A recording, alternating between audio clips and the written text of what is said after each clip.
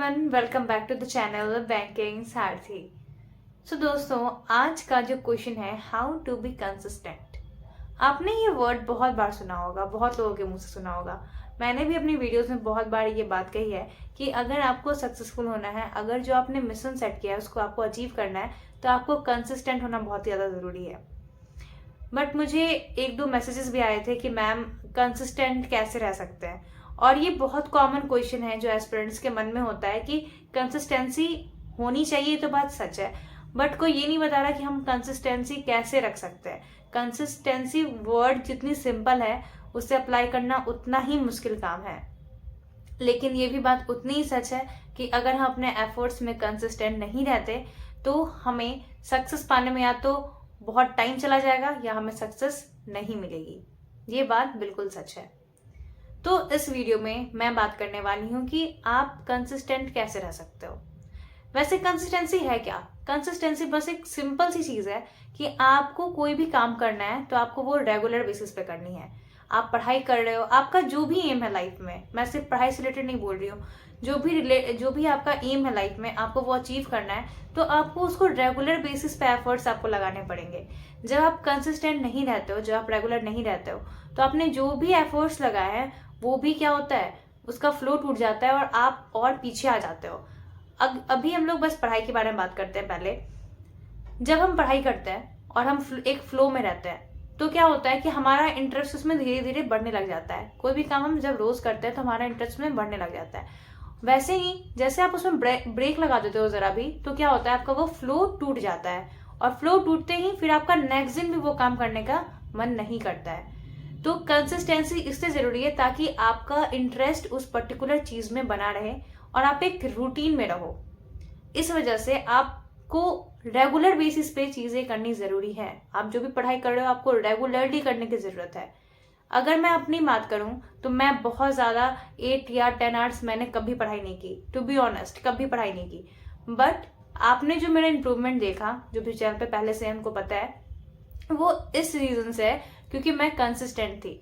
मैंने सिर्फ on an average, आप लोगों ने बहुत बार मेरे से पूछा कि मैं कितने घंटे पढ़ाई किया करती थी, तो मैं बताती हूँ आप लोगों को कि सिर्फ एवरेज 6 आवर्स अ डे मैं पढ़ पाती थी। तो 6 आवर्स अ डे में सिलेक्शन कैसे हो गया? 6 आवर्स अ डे में सबसे बड़ा इंपॉर्टेंट टर्म था कंसिस्टेंसी। मैंने 6 आवर्स में पढ़ाई की, बट कंसिस्टेंट वे में की। मैंने उसे कभी ड्रॉप नहीं किया। और देखिए, लाइफ में प्रॉब्लम सबके साथ आ रही है, बीच बीच में कभी ना कभी तो प्रॉब्लम आती है जब आपकी पढ़ाई डिस्ट्रैक्ट हो जाती है, जब कुछ ऐसा हो जाता है जो आप नहीं पढ़ नहीं पा रहे हो। बट उस टाइम में जो आप एफर्ट लगाते हो ना, जब बहुत पढ़ना मुश्किल हो पा रहा है, फिर भी आप अगर 6 घंटे की जगह 2 घंटे ही पढ़ रहे हो, आपने अपनी कंसिस्टेंसी नहीं तोड़ी। वो जो एक्स्ट्रा एफर्ट आप लगा रहे हो ना, वही आपको बाकियों से अलग बनाता है। प्रॉब्लम सबके लाइफ में आ रही है, तो क्या होता है, कोई क्या करते हैं, उसमें ड्रॉप कर देते हैं अपनी पढ़ाई।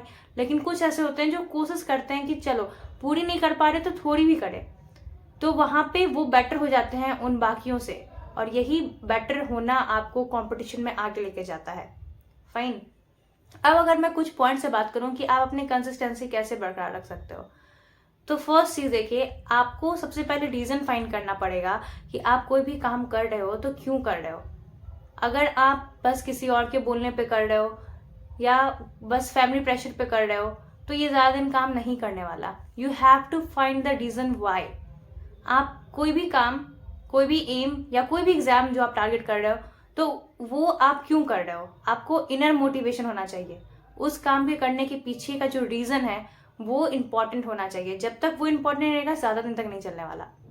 आपने कुछ सोच के प्रिपरेशन स्टार्ट की होगी, आप उस वाई को आज अपने कॉपी में नोट डाउन करेंगे कि आपने ये जर्नी क्यों स्टार्ट की थी, और ये जर्नी फुलफिल करने पे आप अपने आप को कहाँ पाओगे, आपका टारगेट कहाँ है। आप अगर ये जर्नी फुलफिल कर लेते हो तो आपके साथ क्या बेटर चीजें हो पाएंगी जो आज नहीं हो पा रही। तो मेरी एडवाइस है, जो भी कंसिस्टेंट नहीं रह पा रहे, वो प्लीज इस चीज को अपने एक डायरी या नोटबुक आप उसको लिखिए। आज आप उसको लिखोगे और आप रोज उसे सुबह अपने डे स्टार्ट करने से पहले आप उसको जरूर एक बार देखें।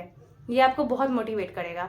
आपको हमेशा याद रहेगा कि आपने ये जर्नी क्यों स्टार्ट की और ये आपके लिए क्यों इंपॉर्टेंट है। यही सबसे बड़ा मोटिवेटिंग फैक्टर है जो आपको हर दिन कंसिस्टेंट रहने में मदद करेगा।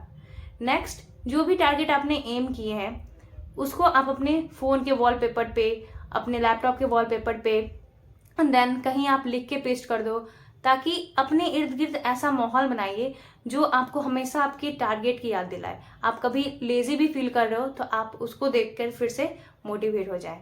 तो ये हो गई सेकंड टिप। थर्ड टिप आप क्या कर सकते हो, कई बार क्या होता है हम कुछ ऐसी चीज़ें, मूवीज ऐसे देखते हैं या ऐसी सॉन्ग सुनते हैं जो हमें कहीं और ही दुनिया में लेके चले जाते हैं। तो हमें कुछ अपने इर्द गिर्द ऐसा माहौल बनाना है, जब भी आप म्यूजिक सुनो तो कोई मोटिवेशनल म्यूजिक सुनने की कोशिश कीजिए। ऐसी मोटिवेशनल म्यूजिक जो आपको अच्छी भी लगे और आपके लाइफ से रिलेट कर रही हो, आपको मीनिंगफुल लगे, तो वैसी म्यूजिक आप सुने। मुझे गाना बहुत ज़्यादा पसंद है आई मीन लक्ष्य मूवी का जो लक्ष्य सॉन्ग है, उसका टाइटल सॉन्ग जो है वो मुझे बहुत ज़्यादा पसंद है। वो आपको उसकी लाइन जो है ना बहुत ज़्यादा मोटिवेटिंग लगती है। तो आप ऐसा ही अपने हिसाब से एक दो मोटिवेटिंग सॉन्ग चूज कर लीजिए और उसे जब भी आप फ्री होते हो ना तो उसी को सुना कीजिए। आपको ज़्यादा इधर उधर की चीज़ें नहीं देखनी। ट्राई कीजिए कि आप लिमिटेड चीज़ें रखें और ऐसी जो आपको हम अपने गोल की तरफ पुश करें।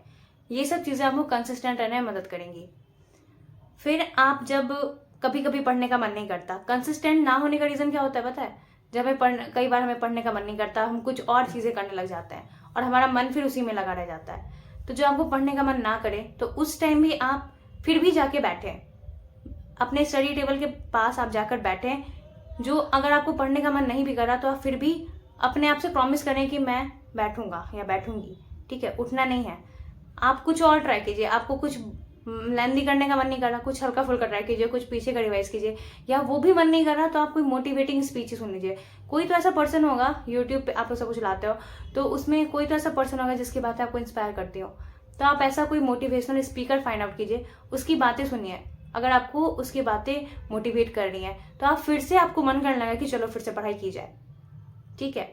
और एक चीज़ क्या कर सकते हो आपको अपने टारगेट्स लिखने हैं रोज सुबह कि आपको क्या क्या अचीव करना है। और टारगेट्स को ना पहले छोटा छोटा टारगेट्स आप फिक्स कीजिए। आप जब छोटे टारगेट्स को फुलफिल करोगे ना तो आपको ये चीज़ मोटिवेट करेंगी अगले दिन भी काम करने के लिए। कई बार हम लोग बहुत बड़े बड़े टारगेट्स फिक्स कर लेते हैं, बहुत बड़े बड़े, और उसे फुलफिल नहीं कर पाते तो अगले दिन एनर्जी नहीं आती कि हम दोबारा से अपने काम पे लगें। तो आप छोटे टारगेट्स फिक्स कीजिए, उसे पूरा कीजिए ताकि आप अगले दिन भी मोटिवेट हो। और जब आप पढ़ाई करने लगोगे ना और आपको अपने आप में इम्प्रूवमेंट दिखने लगेगा तो ऑटोमेटिक आपको मन करेगा और भी ज़्यादा पढ़ने का। पढ़ाई की भी लत होती है, जब आप रोज़ पढ़ते हो ना तो आपको उसकी भी लत लग जाती है। जो भी काम हम रेगुलरली करने लगते हैं तो उसकी हमें लत लग जाती है। तो बस अपने आप से प्रॉमिस करना है कि इतने दिन मुझे पढ़ना है, यही चीज़ें करनी है। बस अपने आप को चैलेंज किया कीजिए, खुद को चैलेंज कीजिए और खुद से चैलेंज जीतिए। तो आपको पढ़ाई बोरिंग नहीं लगेगी, बोझ नहीं लगेगा, इंटरेस्टिंग लगने लगेगी। और यही चीज़ है, अगर आप अपनी पढ़ाई को इंटरेस्टिंग कर लेते हो तो बस आपकी कंसिस्टेंसी मेंटेन हो जाती है। उम्मीद करती हूँ आपको वीडियो हेल्पफुल लगी होगी। और एक मैं वीडियो लाने वाली हूँ जिसमें मैंने अपनी जर्नी और भी डिटेल में मैं बताऊँगी कि मेरे साथ क्या क्या चीज़ें हुई थी और मैंने कैसे इम्प्रूवमेंट की अपनी। ओके, तो उम्मीद करती हूँ वीडियो अच्छी लगी होगी। तो वीडियो को ज़रूर लाइक कीजिएगा और अपने फ्रेंड्स के साथ भी शेयर कीजिएगा जिनको आपको लगता है कि ये वीडियो ज़रूरत है जिन्हें। Okay, so this for now, thank you and have a nice day. मिलते हैं नेक्स्ट वीडियो में और अपनी फीडबैक कमेंट बॉक्स ज़रूर दें।